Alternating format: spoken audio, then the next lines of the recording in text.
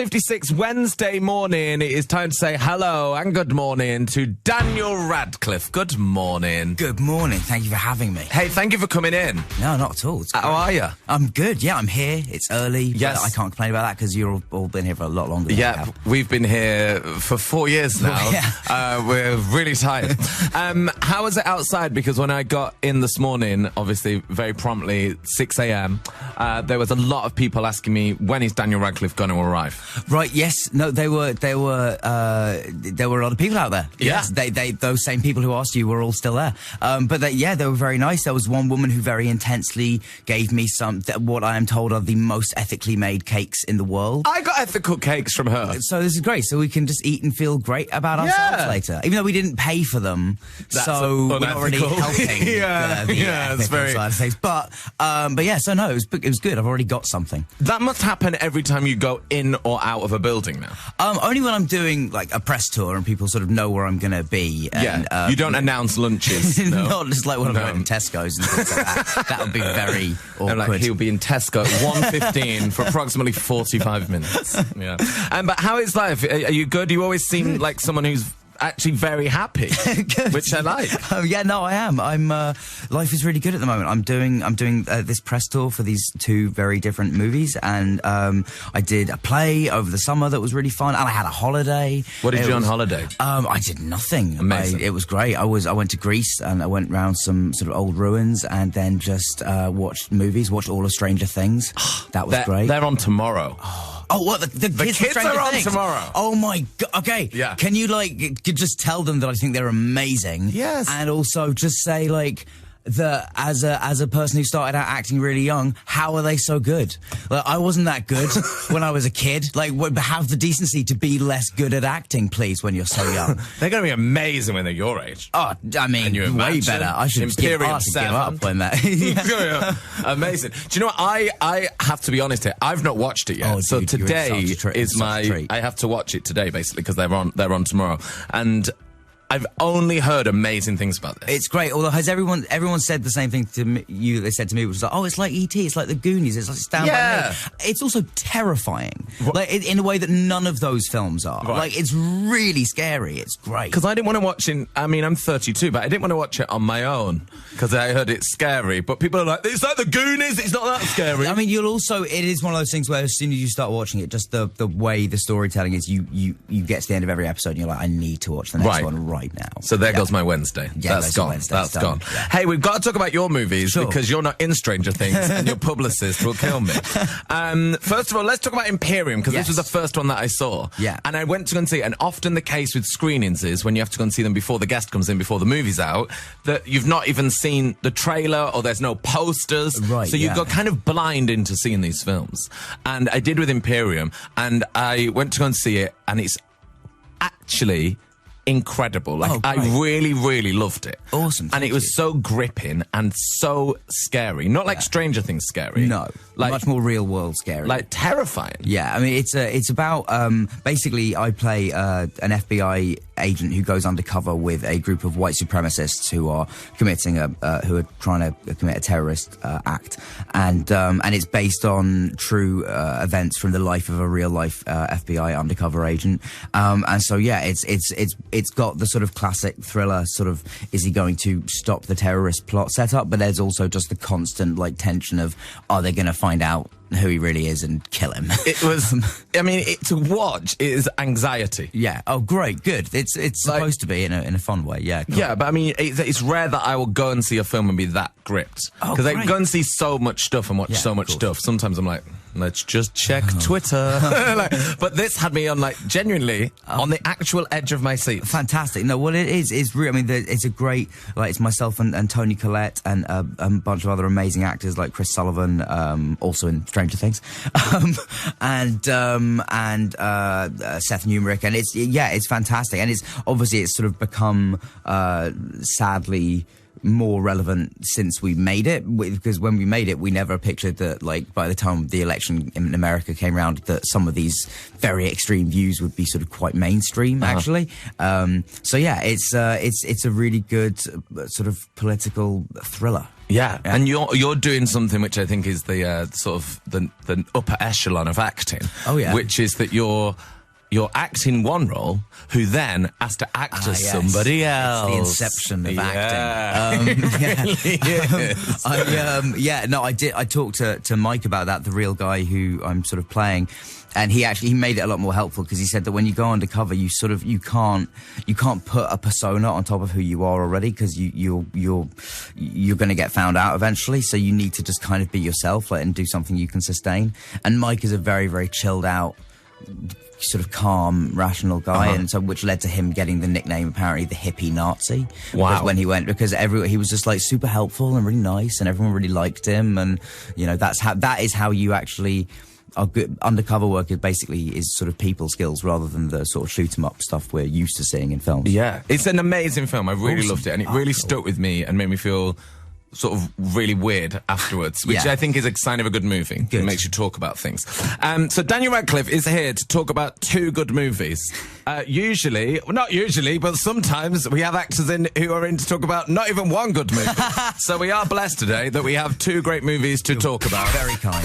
We're going to have more from Daniel Radcliffe after the news. It's 8:02. It is time for the latest from Newsbeat now with Tina Dahealy. This. Daniel Radcliffe is here. Hello. Hello.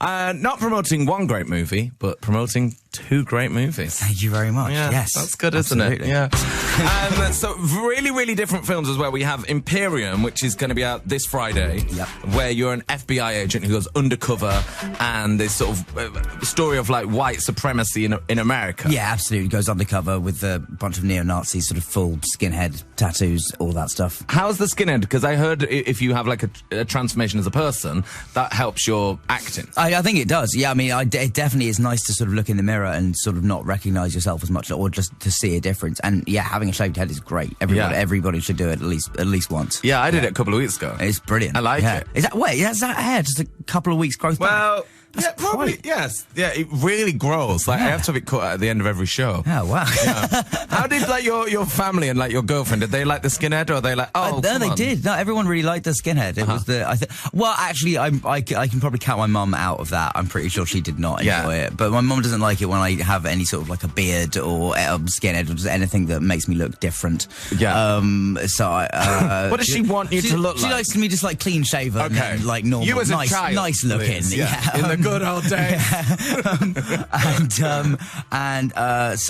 But no, everybody, like my girlfriend definitely liked it, and frankly, everybody sort of likes, because everyone just comes up and wants to touch your head. Touch it, yeah. Do you draw the line up at letting people touch your head? It depends who they are. Yeah. If you know them, fine. Oh yeah. I mean, even if they're sort of just a passing acquaintance and they're very polite and nice, that's fine. Yeah. I don't have to know you. You just have to be nice about it. There's a lady here in the office who I won't mention her name, but when I got my head shaved, she said, "Can I touch it?" And I said, "Yeah," but then she just carried on with her work and just carried on stroking it, and it was upwards to a minute, and I thought that was crossing the line. That's a long time to have somebody stroking your head if you're not really into it. So if we were out and about and we see you, how long could we have stroking your head for? I mean, I'd say it's less even a stroke. It's more like a 3-second kind of just like a scratch on a record. Just so we know, okay.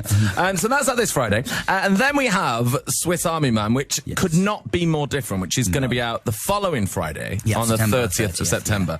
Now, I was talking about this morning when I came on the radio, and I said, Daniel Radcliffe dies in this. He's playing a dead body. He's playing a corpse. And it was like, oh, don't ruin it. I was like, no. That's the start of the film. Yeah. Talk me through this movie. Oh, that's very difficult to do, but I will try. So basically, I play a dead body who is found on the beach at the beginning of this movie by Paul Dano's character, who is a kind of lonely, depressed man, and he finds this body on this desert island where he's trapped, and after a few minutes he sort of realizes that the body is still producing gas and farting essentially, and that it's sort of that is moving it around in the water, and then eventually he realizes that is happening with such force and power that he can actually get on top of me and ride me like a jet ski across the open ocean. I mean, that is incredible. That is the first 3 minutes of the film. Yeah. And that's like the most normal that the film ever is as well. Like, it gets more insane from there, and it's the most insane thing you've ever seen. And I feel like everyone kind of comes on, talks about their movies and says like, there's nothing else like it. Well, they're all wrong. This is the film that you can actually say that about. There really is nothing that you've seen that's like it. And to me, and it's very, very funny, super weird, really different, and a lot of fun, hopefully. It really is. And I said this morning when I was in on Adele's shows on before us, and I said, it is like nothing you've ever seen. And they do roll that out. You're absolutely right for like everything else. I'm like, well, it's quite like the last film that was also got this. But it's the way it's shot is like beautiful. And it sounds depressing. That it's a man trapped on a lonely man finds a corpse. And it's anything but depressing. It's all about like sort of depending on people, and I guess essentially about like a friendship and a bromance and hope. Absolutely, And I sound like I'm lying. No. I love it, Daniel Radcliffe. No, thank you very much. I mean, I really do think, I can completely see how, people listening, it's early in the morning. I've just mentioned a farting corpse. It's a lot to take on. Good morning. Oh, good morning. But I promise you, it is also the most beautiful film and the weirdest film and the funniest film you'll see, certainly today, if not for many more weeks. Yes. How is that pitched to you? And like, when someone said that, are you like, wow, I've got to do this? Kind of. I mean, that's the thing. I've seen loads of crazy ideas. I've read like loads of scripts with crazy ideas in, and most of them are also just really bad. Most of them are written not very well written. This one was clearly like, okay, yeah, it's a crazy idea, but it's clearly written by two people who are amazing writers and like know exactly what they want. And if you want to check out some of their music videos, I mean, you'll have a great time. The directors are two guys called the Daniels, and they did the video for Turn Down for What, and big tune, for a bunch of other songs. And that video is like, it's insane. And if you describe any of their videos or any of their short films, or indeed Swiss Army Man, if you just say what they're about and what they involve, they all sound the same. They all sound mental. Like, why would someone do that? And then you actually see it, and you're like, wow, those guys are really, really good. I mean, it's a lot of fun. So I hope people go and see it. I hope people enjoy it. I love that you take, a chance, essentially, on a film like this, because you could be like, I just want to do huge, big Hollywood blockbusters, and it could be really easy, and everyone will like it, and I'll get paid loads. And I love that you made, like, this is their first film they've made. Yes. They've made music videos. Yeah. But yeah, I mean, I've worked with a lot of first-time directors. It's Dan Ragussis, who directed Imperium, is his first film as well, unbelievably. But I love it, and I find their kind of like hunger to do something new really, really exciting. And frankly, like, in terms of the big box office, like blockbustery stuff, I love those films, and I still watch a lot of them, and I still would love to do more. But where the most interesting work that I've found has all been in sort of little weird indies. I like that a lot. What was the pitch, though? Like, did someone come up to me like, right, hey, Daniel, I got a movie for you. You're playing a farting cops. Yeah, it sounds just like my agent. Yeah, are they here? Hey, have I got a movie for you? Okay. Why are you speaking out the side of your mouth, Sue? See what's happened. No, so it was. I got the script through, and there was a log line that I think said something like.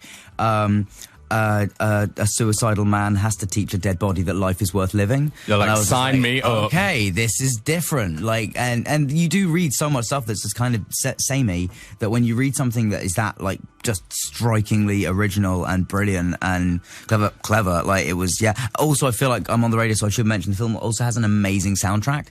That I'm not just saying that because me and Paul sing on it, but it was written by the band Manchester Orchestra, and they've written some of the best songs. Like, I frankly think that their soundtrack should win like best original song at the Oscars and stuff, but I know that won't happen, but it's amazing. It's incredible, the soundtrack. we've got to ask as well, because I heard that you wanted to do a lot of your own stunts in this film. Yeah. Now, at the start, as we said, there's a good 15 minutes of farting.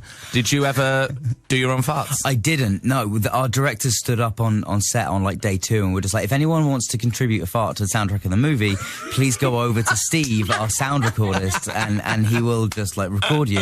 Poor Steve! I know, poor Steve. Oh my God, First Steve's of all, like, come on, man. I didn't say you could say that. But I think the only person from the crew, from the cast and crew that I know did was actually Paul Dano. Right. Who just like, we were about to go for a take and he was just like, hold on, and just reached up and grabbed the boom. Hang on.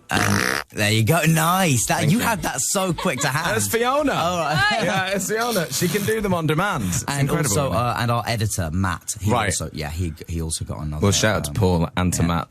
Well done, guys. Incredible. Incredible stuff. Incredible stuff. So we're going to get you to do, because in Imperium, you are a guy that is, you're a hard nut.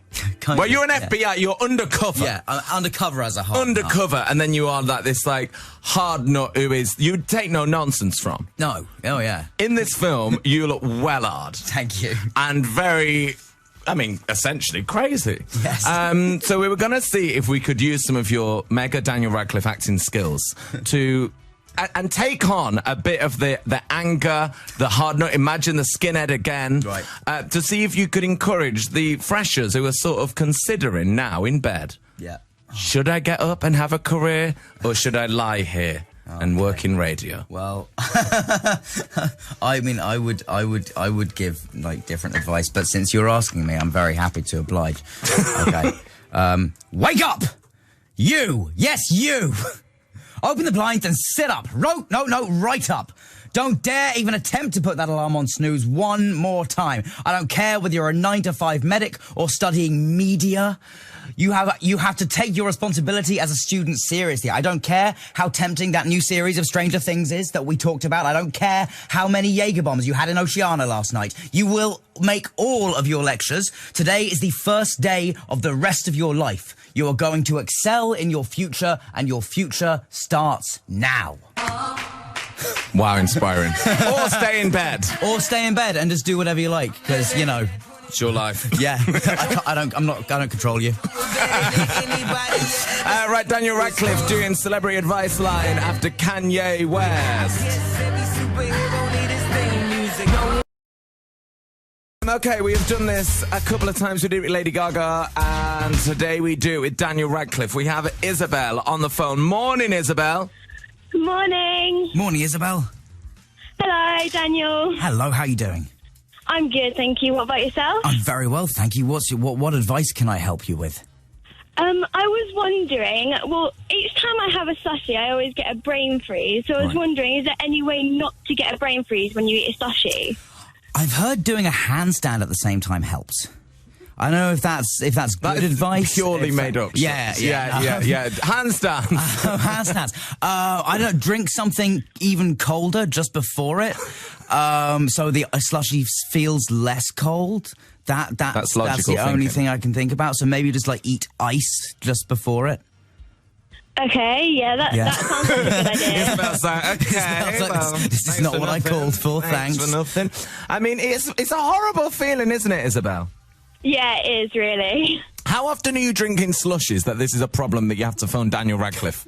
I don't drink them that often. Okay, well, good. But obviously the brain freeze that you're experiencing is intense enough that when you do, it sort of stays with you for a long time. Yeah, it does. Oh, God. I feel like you might grow out of it. How old are you, Isabel? I'm 12. 12. I feel like I've not had it for years. Have you had it? Oh, no, I do. Yeah, I'm When was the last time you experienced more ice cream than you? At the weekend, probably. Oh, wow, Eating ice cream too fast. Yeah. I can't pace myself. I just get too excited and bite into it with my front teeth. And then he's like, oh, no! Oh, God, I've done it again! Oh, God, cancel the film. Well, Isabel, Daniel's advice is have something colder before, which is quite scientific. And also terrible, Isabel, so probably just keep enjoying the slushies. Yeah. She's like, okay, bye. Bye, Isabel. Thanks, Isabel. Next up, we have Sarah. Good morning, Sarah. Morning, Nick. Morning. Morning, Daniel, Sarah. How are you? I'm very well. How are you? Good. What's I'm up? in a bit What's of a your tricky problem? Situation. Oh, God, what's happened? I know. So basically, I've got a friend of mine. I've known her for about 6 years. We're really good friends, but we kind of drifted apart. And recently I got a letter in the post, and she's asked me to be her bridesmaid, but I don't know how to get out of it, because we've not spoken for months, if not maybe a year, and it's a bit tricky. What do I do? I mean, I would say just hope she's listening now, and hope maybe that's dealt with it for you. It's a really nice way to find out. Can you break the news to her for me? Yeah, I mean, if you want me to, what's her name? I totally can. Look, I think, things happen in life, and true friends will understand that. I think there's nothing better than just a good, honest conversation saying I want to get back in contact, but I would feel awkward right now being your bridesmaid. Okay, that's quite good advice. Sound advice. Be honest. I'm just being honest. Say you've got brain freeze. And if you can't accept that, then just get her a terrible present and don't go to the wedding. Problem solved, Sarah? Perfect, thank you. Perfect. Absolutely Thanks, perfect. Sarah. You should work for the Samaritans. Marco, good morning. Good morning, Grimmy. How are you? I'm very good. Hey, look, Daniel Radcliffe's here. Daniel, I'm so pleased to be speaking with you. Thank you for taking my call. No worries. Lovely to speak to you. Good. So I have a little bit of a problem. Oh, no. Uh-oh. Well, maybe it's not that little, but never mind. My partner and I are going on a beach holiday to a clothing optional resort. Oh, right. Oh, very modern. Yeah. My question is, considering the amazing job you did on Equus while in all your glory. Yes. Do you have any tips on building up my confidence so I can have an equally outstanding performance? I would say just try not to do any reenactments of scenes involving horse blinding and and then you should be fine. And just take the optional option everywhere you go, I think, and just take it the full extent. I mean, does that extend to restaurants and is there bars in the hotel? I think it's within the entire resort. Wow. Careful around the barbecue. Oh yeah.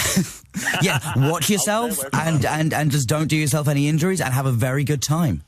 Well, I'm sure I will. I think you should become, be playing a role in Dr. Ruth, considering your good advice. Oh well, thank you very much. I'm flattered that you think I'm giving good advice. I feel like I'm the least qualified person to do this in the world, but thank you, Marco. I feel like we covered all the important topics. Yeah. Not wanting to be a bridesmaid, to be naked on your holidays, and slush puppies. Slushies. I mean, is there anything else that therapists get talked to about? There is not. No. Daniel Radcliffe has 2 wonderful movies. Imperium is out this Friday. Swiss Army Man is out next Friday. And I cannot recommend them enough. Make sure you go and see them. Daniel, thank you for coming in. Thank you for having me. Thank you for solving the world's problems. No, it's been great. Incredible Just work. what I do. Call me. Call me on my celebrity Advice. line.